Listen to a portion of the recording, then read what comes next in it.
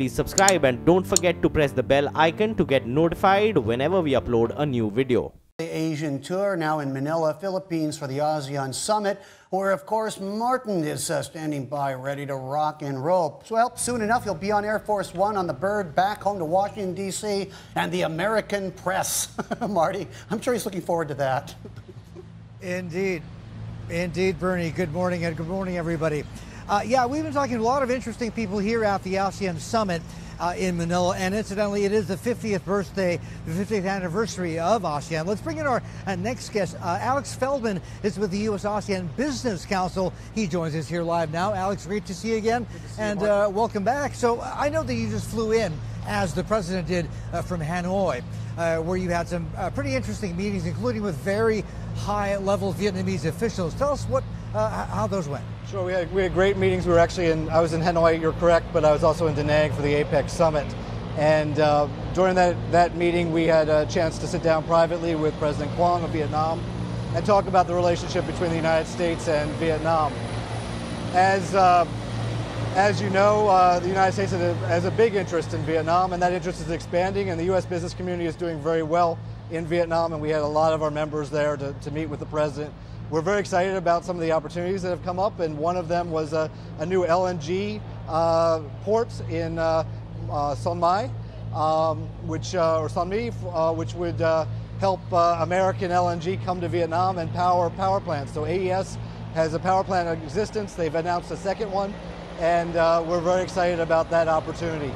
Okay, partly, these opportunities at least partly as a result of U.S.-Vietnam relations being the best they've been in years, probably. Let's move on and talk about the more bigger, broader issues here at the ASEAN Summit. One of them, of course, is the president coming into this part of the world, pushing this whole America First initiative, trade my way. Well, you know, we're feeling great about Asia. The prospects of ASEAN are amazing. It's the 5th largest economy in the world, projected to be the 4th at some point soon. We think that this region has a lot to offer, but obviously we are concerned about free trade moving ahead without the United States. RCEP as well as TPP are both moving forward without us. We think there may be some opportunities given our $274 billion FDI investment in ASEAN, which is our #1 destination for foreign direct investment in Southeast Asia, in Asia. This is interesting, right? I mean, even though the U.S. obviously is not part of TPP anymore, one of the first things that President Trump did was to pull Washington out of that deal, and obviously is not and never was a member of RCEP. You still think that for American businesses there are opportunities on the direct investment front, FDI? Well, we have a huge investment already in ASEAN. It's bigger than our investment in India, China, Japan, Korea combined. Oh. So it's a huge investment. We're on the ground, and we know these markets, and to the extent that local content rules will be put in place, and nothing is done yet, that allow all players in the market who are producing locally to participate in the trade agreements, we think there'll be some opportunities for American business. However, obviously the better thing is to have either bilateral or multilateral trade agreements. We have one with Singapore, and we've seen huge results as a result. And trade is up over 70% between Singapore and the United States. And, yeah, and we've got a trade surplus. Which as I was going to say, it's a surplus country, not a deficit country from Washington's point of the ledger there. So move on and talk about the South China Sea, if we could. From my view,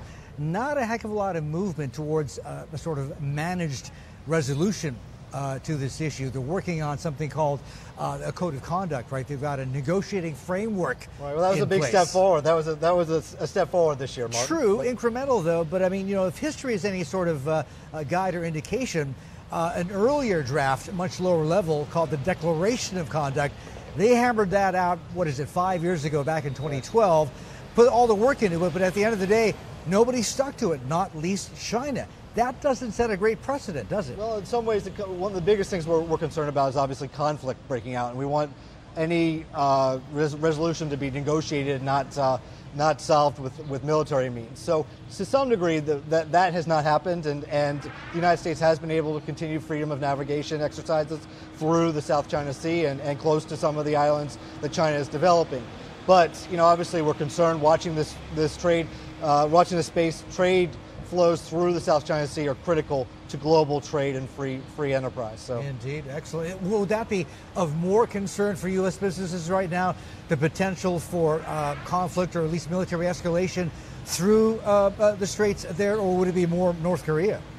Well, either one is going to shake up business, right, if it leads to any kind of military escalation. So we're very concerned about both North Korea and the South China Sea, but we're cautiously optimistic that we can work these things out through diplomatic means. All right, as am I. Alex, great to talk to you. Appreciate the time. Thank you, Martin. Great Thanks to see you. for seeing us today. Yeah. Right, Alex Feldman there from the ASEAN-U.S. Business Council, as our coverage here at the APEC Summit and the anchor leg of President Trump's marathon tour through Asia continues. Back to you. Marty, what's your impression about, near the end of the trip, what was missing? Was there anything sorely missing from this trip? Was it perhaps Trump on human rights, maybe pressing China on some of the tougher issues? Because he seemed to be a tourist more than anything else for a lot of this trip. Yeah, well, if you look at it that way or think about it that way, Bernie, you're probably right. And President Trump could probably be seen more as a very, very polite tourist. In the case of his stop in China and his meetings with President Xi Jinping, a lot of people described his conduct or his interaction with President Xi Jinping as almost fawning. Yeah, I mean, the whole tone of this is very much convivial, is very much positive, and all the worries earlier on about the possibility of the president raising thorny issues like human rights, etc. We didn't really have to deal with that, at least not this trip, Bernie.